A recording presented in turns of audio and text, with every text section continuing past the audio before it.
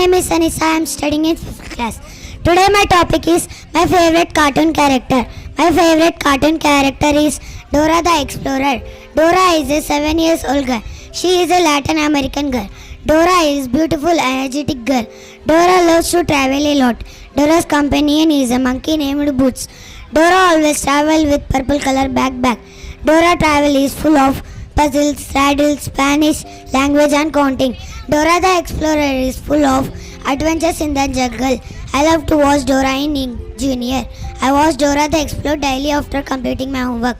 Thank you. That was a beautiful speech sharing with us about her favorite cartoon.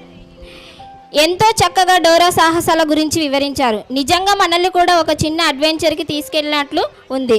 Dora లాగే మనం కూడా ఎప్పుడు కొత్త విషయాలను తెలుసుకుంటూ ముందుకు సాగేవారుగా మనమందరం ఉండాలి. Okay, give them big round of applause.